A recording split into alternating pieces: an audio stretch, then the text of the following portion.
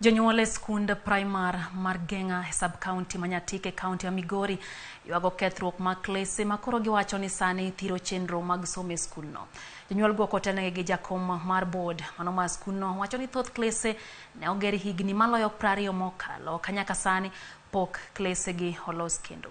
Jafo mar Jutho Mundi miwa ler motenore kod wachno. E rangach mar skund primar ma Genga wadonjo mar chuo wang'wa bang' weche moko liekore ni klese mag skundno thiro somo mag jopuonjre. Oko mar klas inyaweni geno kamoro nyayudore iye, mak mana ni kidonjo geno rumo. Kor ot okunyo bugo ma kite ma iye maneno. Ma i klas ma jopuonjre some. En pap maonge kombe mag somo. Klese man gi kombe go kwanore. Dierot mar simiti muonyore mos, kite madongo bende oyiengore e dierot. Jonyuol koni mago e kombe ma jopuonjre tiyogo e somo. Kar ndiko blackboard osonyore ka kuonde moko bende osekunyo bugni. Mana gi ndalo achiel to iyawo skunde, jonyuol e skund primar ma Genga ka bende nyithindgi dhi dok somo ka. Skundni onge cho, skundni onge gate, skundni okochiel, skundni onge bench ma nyithindo bede.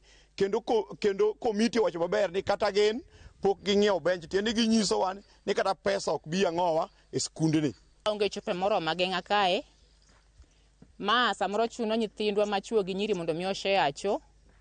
To ma kelo wich kuot sana nyithindo ma nyiri. Giwuoro kama omenda ma piny owacho golo mar siro somb jopuonjre mag primar dhi e skundni. Wach ni nyithindo ni skulni nyithindo 500.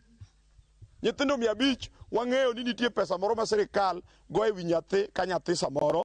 Koro wapenjo sirikal ni ere kaka skundni nyithindo nyalo somo ka onge cho, onge gate, onge bench, onge classroom. Classroom man kagi nyalo gore kuom nyithindo gi piny e sa asaya. Kombe manolos ka ega 95 ripe mitimo ne onge kom manyien mosekel. Gikwayo piny owacho mondo med gi jopuonje bende. Giywak ni e kwan mar jopuonjre 500 gin mana gi jopuonj 7 kende. Jopuonj be watin go gin jopuonj 7. Med nwa namba kata ka namba wa nyabedo mede ochop kata jopuonj 10 ka ng'ato nyalo inya support wa ni inda nyang'inwa ndiknwa moko jopuonj moko kata inya konywa chulo PTA teachers. Jopuonjre osebedo e rusa kuom jumbe 2 koro kendo winjo chak doki e skunde tarik 29 mar dwe ni ma Tich Ariyo. Judith Mundi, Ramogi TV. Wadok Kisumu, oganda modak e tong' mar Kisumu kod Kericho